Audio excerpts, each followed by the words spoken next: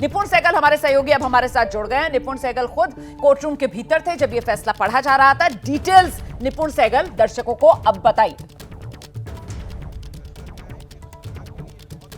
बिल्कुल, देखिए रोमाना, सबसे बड़ी बात जो सुप्रीम कोर्ट ने कही है कि ये बात सही है कि गोपनीयता, अगर आप किसी पार्टी को पसंद करती हैं, उसको चंदा देती हैं, तो ये गोपनीयता रहनी चाहिए कि आपका रुझान क्या है, किसी को पता ना चले। लेकिन ये बात बड़े चंदे पर लागू नहीं होती है। जो 20,000 रुपए से ऊपर का चंदा है या जो बड़ी बड़ी कंपनियां बेहिसाब चंदा दे रही हैं करोड़ों का, उसको ऐसा नहीं कहा जा सकता कि राजनीतिक झुकाव के चलते दे रहे हैं। कहीं ना कहीं वो सरकारी नीतियों को अपने पक्ष में लाने का प्रयास होता है उनका। और लोकतंत्र में लोगों को यह जानना जरूरी है, जिस तरह से पहले ये अधिकार दिए गए हैं कि जो उम्मीदवार है उसके आपराधिक रिकॉर्ड के बारे में आप जान सकें, उसके पास कितने पैसे हैं उसके बारे में आप जान सकें, उसकी डिग्री के बारे में जान सकें, उसी तरह से मतदाता को जानने का अधिकार है कि कौन किस पार्टी को कितना चंदा दे रहा है। छोटा चंदा अगर कोई छोटा दुकानदार है, कोई छात्र है, किसी पार्टी को झुकाव के चलते देता, उसमें कोई समस्या नहीं है।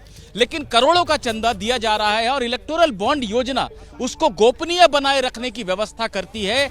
ये गलत है। सूचना का अधिकार है लोगों को, ये मौलिक अधिकार है और उस अधिकार का हनन हम होने नहीं दे सकते हैं। सरकार कहती है कि काले धन पर लगाम लगाने के लिए योजना लाई गई, तो काले धन पर लगाम लगाने के लिए कुछ और तरीके आप अपना लें।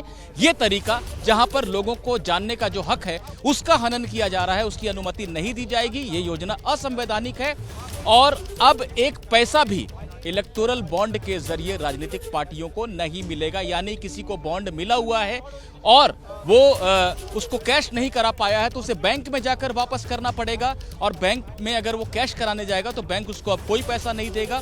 6 मार्च तक चुनाव आयोग को स्टेट बैंक बताएगा कि किस पार्टी को कितना चंदा मिला है और उसके एक सप्ताह के भीतर यानी 13 मार्च तक चुनाव आयोग अपनी वेबसाइट पे सारी जानकारी डाल देगा कि किस कंपनी ने किस पार्टी को कितने पैसे दिए अब तक इलेक्टोरल बॉन्ड के जरिए। तो मतलब जितना भी चंदा जिसने जिस पार्टी को दिया है वो सारी जानकारी चुनाव आयोग की वेबसाइट पर 13 मार्च तक आ जाएगी, या इसके लिए 20,000 से ज्यादा का चंदा जो दिया गया है सिर्फ उसी की जानकारी सार्वजनिक की जाएगी? इसको लेकर कोई जानकारी निपुण? रोमाना, मैं आपको यह बता रहा था कि जो चंदा इलेक्टोरल बॉन्ड के जरिए दिया गया है, 20,000 से नीचे का चंदा इलेक्टोरल बॉन्ड से नहीं दिया जाता है। वो आप दे सकते हैं किसी पार्टी को जाकर, क्योंकि वो आप मिडिल क्लास के या एक छोटे व्यक्ति हैं, गांव के रहने वाले, और किसी पार्टी को आप 5 रुपया, 10 रुपया, 100 रुपया चंदा देते हैं या 1,000 रुपया चंदा देते हैं, वो जानकारी हमेशा गोपनीय रहेगी।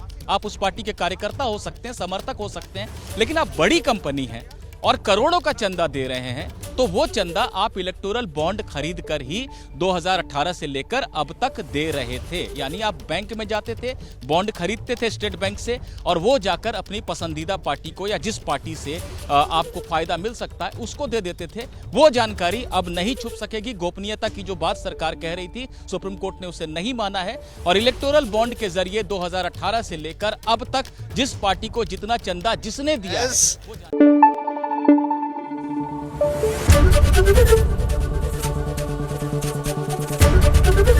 एबीपी न्यूज आपको रखे आगे।